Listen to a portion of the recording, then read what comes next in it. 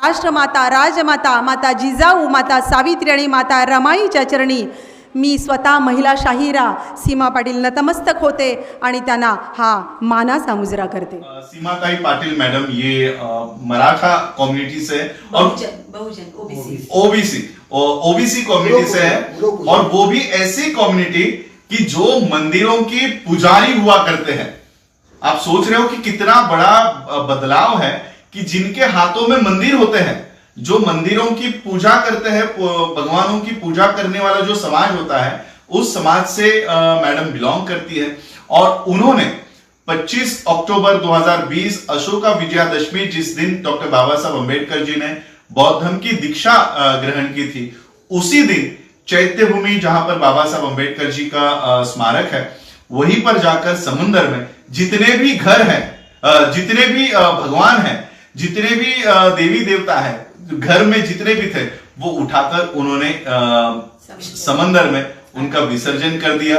और उनका स्टेटमेंट जब मैं सुन रहा था, उनसे जब मैं बात कर रहा था, तो उनके बेटे हैं, मुलाचं नाव काय, अभिषेक नाम के उनके बेटे हैं. उन्होंने कहा कि काय म्हणतात ते तुम्हाला, मम्मी, आई बोलते मम्मी कि इन भगवानों को इतना दूर ले जाकर डुबाने की क्या जरूरत है, यही कचरे के डिब्बे में डाल दो. तो देखो कितना बड़ा परिवर्तन है कि जिस समाज को भगवान थोप दिए गए थे कि इन्हीं की पूजा तुमको करनी है, इन्हीं के चरणों में तुमको रहना है, आज वो समाज बौद्ध धर्म की ओर आ रहा है. तो हम मैडम का, उनके परिवार का, और उन्होंने कहा है कि आने वाले, अभी तो लॉकडाउन चल रहा है, कई सारी समस्या हम लोगों के सामने है कि लोग इकट्ठा नहीं करने दे रहे. दीक्षा के भी कार्यक्रम में दीक्षा भूमि जाके आया, दीक्षा भूमि को सील करके रखा हुआ है, चैत्य भूमि को सील करके रखा हुआ है. तो कई सारे लोग बौद्ध धर्म की दीक्षा लेना चाह रहे हैं, लेकिन ये जो कोविड की समस्या है उसकी अड़चन आ रही है. तो मैडम का ये निर्धार है कि वो अकेले बौद्ध धर्म में नहीं आ रही है, वो 4 से 5 हजार लोगों को, ओबीसी लोगों को बौद्ध धर्म में आ रही है. और आज मेरे साथ सत्य शोधक समाज के लोग भी यहाँ पर मीटिंग में बैठे हुए हैं. तो हम मैडम से जानना चाहते हैं कि मैडम, आज पूरा देश और देश के बाहर भी बैठे हुए जो अम्बेडकराइट्स है, बुद्धिस्ट है, वो जानना चाहते हैं कि आपकी क्या भूमिका है. प्लीज. नमो बुद्धाय, जय शिवराय, जय भीम, जय भारत.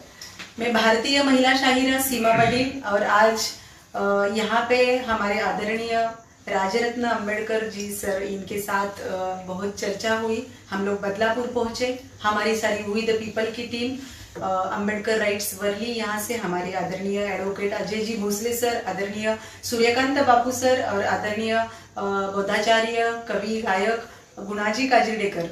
और आज बहुत ही प्राउड फील हो रहा है कि हमारा सपना था राजरत्न साहब से मिलने का.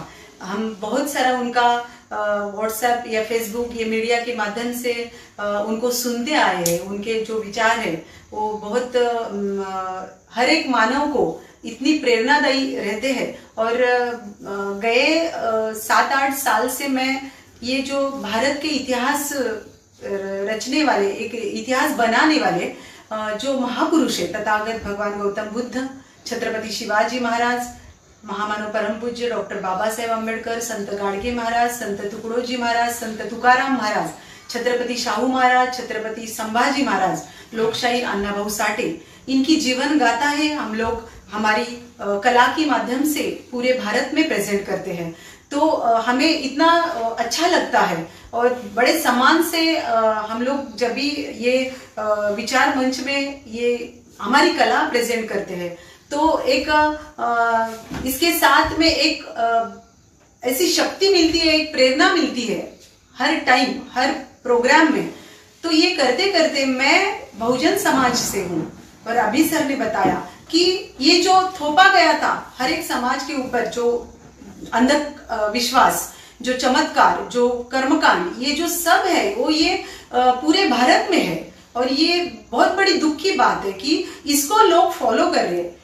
डॉक्टर बाबा साहेब अम्बेडकर जी ने कहा था कि आप पढ़ो, हर किताब पढ़ो. बाबा साहब ने इतनी ऊंची शिक्षा ली, देश विदेश जाके वो पढ़े, इतना नॉलेज दिया, और उन्होंने बुद्ध धम्म को अपनाया. क्योंकि ये जो बुद्ध धम्म है वो विज्ञान के ऊपर आधारित है। इसमें ना कर्मकांड है, ना कुछ इसमें चमत्कार है या बुआबाजी है, ना कुछ इसमें ऐसा कुछ भी नहीं है। ये खुद सच जानो क्या है, अत्यदीप भव। आप स्वयं प्रकाशित होकर खुद के विचार को, खुद के मन को आप सवाल करो। और ये सब मैंने गए 6-7-8 साल से मैं भारत के सुप्रसिद्ध संगीतकार जॉली दादा मोरे और हमारी टीम की माध्यम से, और हमारे आदरणीय गुरुवर्य विजय कुमार गवई सर, आदरणीय ताड़े मामा, आदरणीय रामटेके सर, आदरणीय प्रमोद लोने सर, ऐसे बहुत सारे बड़े लोगों से बहुत कुछ पढ़ने के लिए मिला, बहुत सारी किताबें मिली। और ये पढ़कर मैंने खुद के मन को बहुत सारे सवाल किए। जब भी मैंने ये मन में ठान लिया कि मैं लास्ट मतलब संयुक्त जयंती के प्रोग्राम हम लोग पूरे भारत में करते हैं, तो लास्ट जयंती में मैंने अनाउंस किया था, नहीं 4 दिसंबर में सत्यशोधक समाज की तरफ से ये जो डॉक्टर बाबा साहेब अम्बेडकर को अभिवादन सभा जो BIT चाल पर ली जाती है, तो वहां पे भी मैंने अनाउंस किया था। डॉक्टर बाबा साहब अम्बेडकर, इन्होंने बाबा साहब ने जो एक ऐसा नारा दिया था, घोषणा की थी एवला में, तो उन्होंने बताया था कि मैं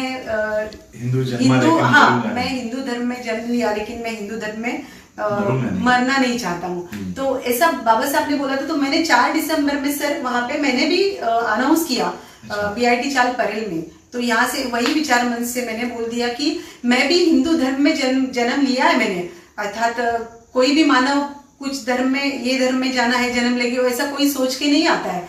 लेकिन वैसे मैंने बोला वहां पे कि मैं हिंदू धर्म में मैं जन्म लिया है, मैंने लिया है, तो लेकिन मेरा जो जीवन की समाप्ति है, जो मेरा मृत्यु है, वो तो मेरा बुद्ध धम्म में होना चाहिए। ये ऐसी मैंने मन में ठान ली। और ये 25 अक्टूबर में मेरा दीक्षा का जो समारोह था वो दीक्षा भूमि में सफल होने वाला था, लेकिन कोविड की वजह से नहीं हुआ पाया। तो हम लोग ने मतलब मैंने ऐसा सोचा, दादा को, जॉली दादा को बताया कि उस दिन तो क्यों ना फिर ये देवी देवताओं को विसर्जित करें। अच्छा। सच बात ये है सर कि गए 1 साल से जो मंदिर है घर का, उसको ऐसा ढक के रखा था। हाँ, मतलब पूजा वगैरह कुछ भी नहीं था। और मेरे साथ साथ मेरी मम्मी, मेरे छोटे बेटे हैं अभिषेक पाटिल, तो वो भी ऐसे जान चुके थे। ऐसा आज तो मीडिया हाथ में हर एक के सच या झूठ सबको पता चल रहा है कि क्या है। तो ऐसा मैंने पूरा ये सोच के, मेरे बेटे ने भी और मैंने तो ये तय किया। एक बार मेरी मम्मी भी बोली कि वो अभी वैसे ही ढक के रखा है, तो इससे अच्छा जाके वो विसर्जित कर। तो फिर हम लोग ने ठान ली, लेकिन मैं ऐसा उचित दिन देख रही थी कि कौन सा उचित दिन है, तो मैं उस दिन जाके वो समर्पित करूं। तो उस दिन से अच्छा कुछ दिन मुझे अच्छा नहीं लगा कि उस दिन सारे लोग शिवाजी पार्क में देवी को विसर्जन करने जा रहे थे, दशहरा था। और उस दिन हम लोग गए, हमारे सारे अंबेडकर राइट्स वर्ली से सारे हमारे बांधव थे। और फिर मैंने वो वहां पे माहौल चल रहा था, आरतियां हो रही थी, सब लोग देवी को प्रार्थना कर रहे थे कि अगले साल से यही धूमधाम से आना। ये साल तो कुछ हुआ नहीं, मतलब ज्यादा पूजा पाठ हुआ नहीं, क्योंकि कोविड की वजह से गरबा नवरात्रि नहीं हुआ। वो अच्छा ही, सबका एक साल का त्योहार रहता है। देवी को बोल दिया कि अगले साल आना, तो वो लोग वैसा बोल रहे थे। ये बाजू में मैंने बोल दिया कि दादा थे मेरे साथ में, वो भी उन्होंने ही बोला।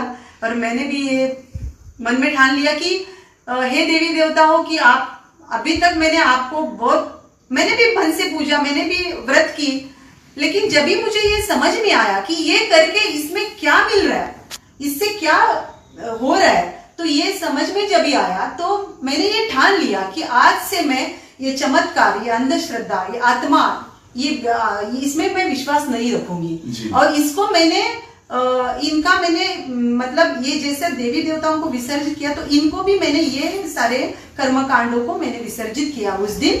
और मैंने ये ठान ली कि इसको मैंने आज कंधा दिया, इनको मार डाला मैंने, और इनको आज मैं कंधा देके यहाँ पे आई हूँ। तो ऐसे हर एक भारत की महिला करे, क्योंकि महिला के अंदर इतनी ताकत है, इतनी शक्ति है कि एक घर की एक महिला परिवर्तित हो जाए तो पूरा घर परिवर्तित होता है। तो अगर ये हर एक भारत की महिला के अंदर इतनी शक्ति है, और ये जो शक्ति दी है, ये दी है क्रांति ज्योति सावित्रीबाई फुले और डॉक्टर बाबा साहेब अम्बेडकर ने। तो ये जो शक्ति मिले हर एक भारत की महिलाओं को, हर एक भारत की महिला ने अगर ऐसा ठान ली तो भारत का प्रगत, भारत का विकास होने में देर नहीं लगेगी। और फिर उस दिन मैंने ऐसा मन में ठान लिया, और जैसा मैंने विसर्जित किया समुद्र को, तो मैंने भी एक प्रार्थना की, मन में प्रार्थना की, हे देवी देवताओं कि ये लोग छोड़ रहे हैं आपको कि अगले साल आने के लिए, मैंने छोड़ दिया कि मेरे जीवन में कभी वापस मत आना।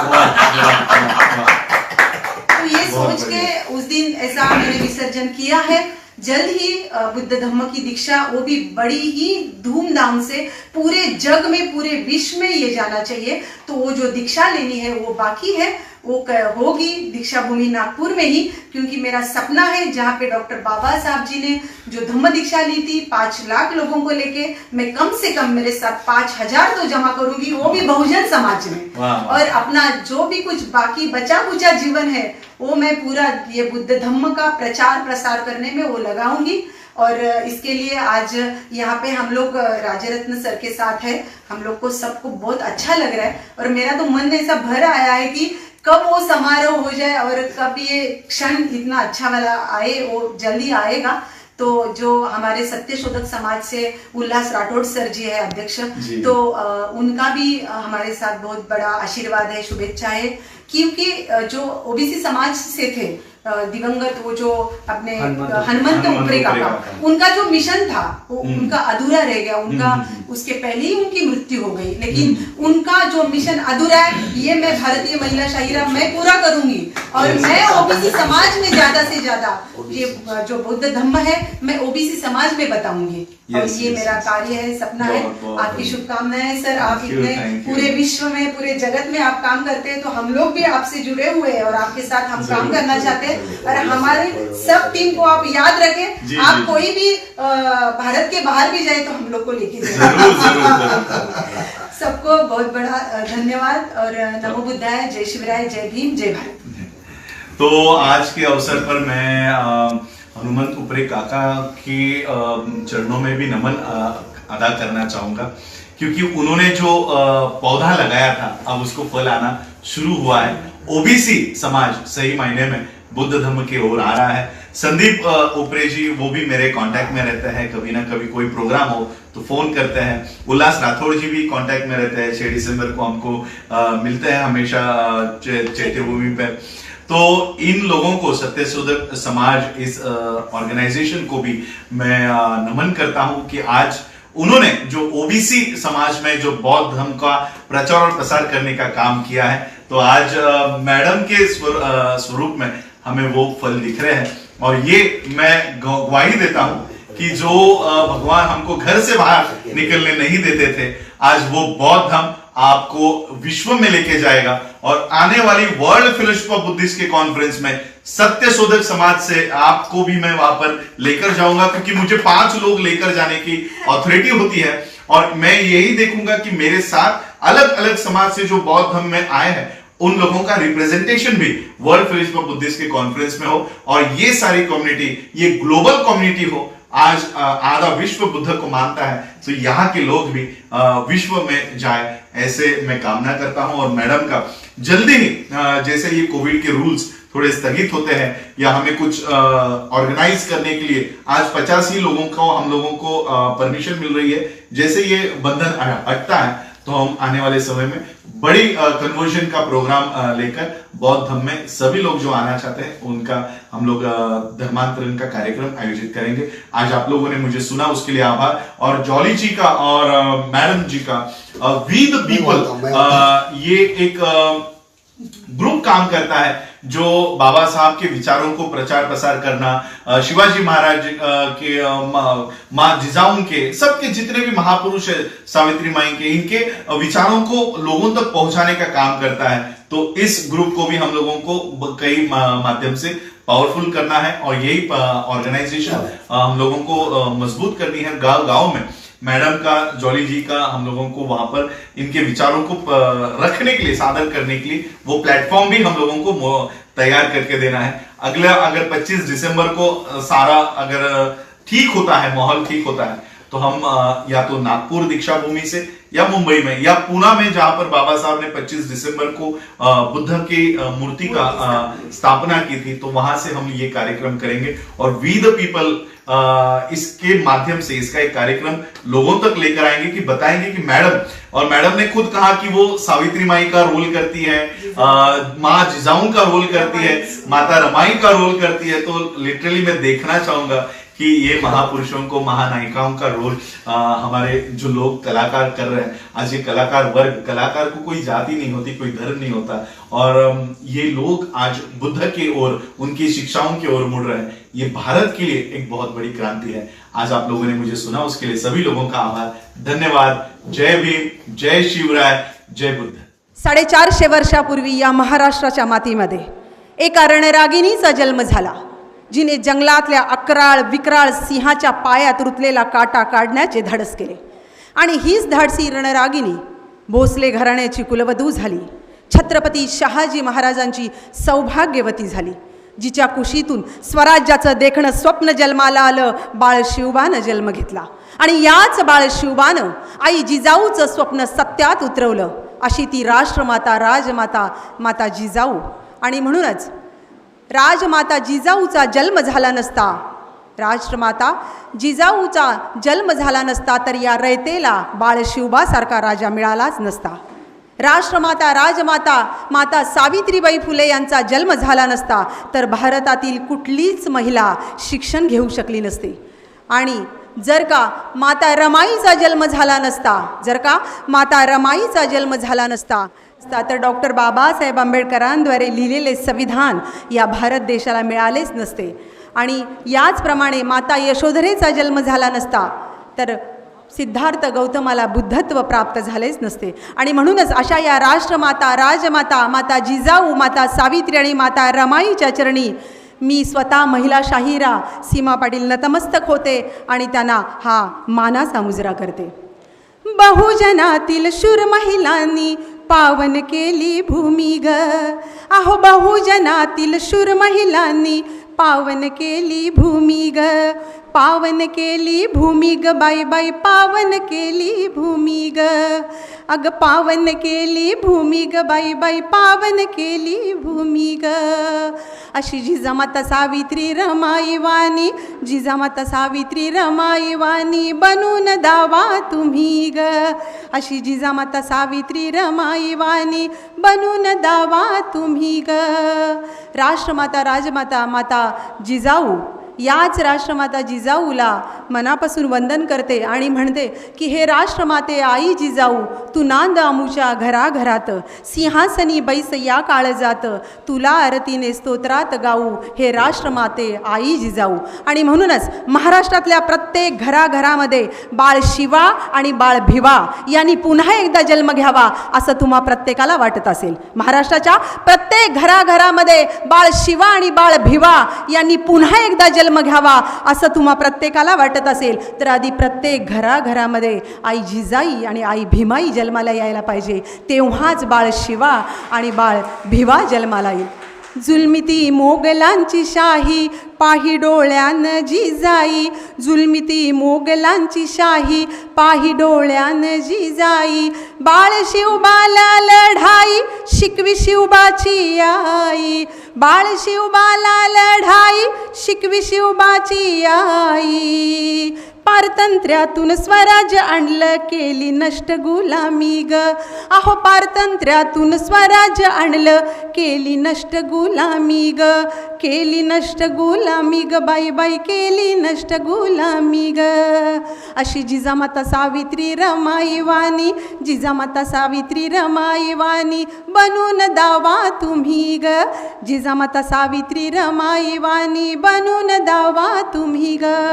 राष्ट्रमाता, राजमाता, माता सावित्रीबाई ज्योतिबा फुले, आसवांचे अंगार केले, पंखानी आभाळ पेरले, जीर्ण रूढींचे पहाड फोडून विद्रोहाचे सुरुंग पेरले, अशी ती माता राष्ट्रमाता सावित्री ज्योतिबा फुले होय। आणि म्हणूनच आज म्हणावंसं वाटतंय की जर का राष्ट्रमाता सावित्रीचा जन्म झाला नसता तर भारतातील प्रत्येक स्त्री कुठल्याही जाती धर्माची असो शिकू शकली नसती. आणि आज म्हणूनच तुम्हाला माता सावित्री 2 शब्द सांगायला आले. नीट लक्ष देऊन ऐका की होय, मी सावित्री ज्योतिबा फुले बोलते. माझ्या माये माऊलींनो, लेकी बाळींनो, तुम्ही शिकलात, सवरलात, पण नको तेवढ्या शहाण्या झालात. विकृत स्त्रीमुक्तीच्या तुम्ही प्रत्येकजणी कहाण्या झालात. माझा वारसा सांगून तुम्ही स्वार्थासाठी राबता. माझा वारसा सांगून तुम्ही स्वार्थासाठी राबता आणि गर्भातल्या सावित्रीचा गळा तुम्ही गर्भातच दाबता. बाईपणाचं दुःख काय असतं हे तुमच्यापेक्षा जास्त मी भोगले. आणि हो, स्त्री शिक्षणासाठी शेण, दगड, चिखल, गोटे अनेक घाव झेललेत. त्याचीच परतफेड म्हणून मी आज हे असले घाव झेलते. होय, मी सावित्री ज्योतिबा फुले बोलते. ज्योतिबाच्या त्या युद्धात दिली सावित्रीने साथ. ज्योतिबाच्या त्या युद्धात दिली सावित्रीने साथ. तिने महिलांच्या विश्वात ज्योत लाविली अंधारात. तिने महिलांच्या विश्वात ज्योत लाविली अंधारात. बायांना शिकवून मनुवाद्याची जिरवली ती खुमखुमी ग. जिरवली ती खुमखुमी ग बाई बाई, जिरवली ती खुमखुमी ग. अशी जिजामाता सावित्री रमाई वाणी बनून दावा तुम्ही ग.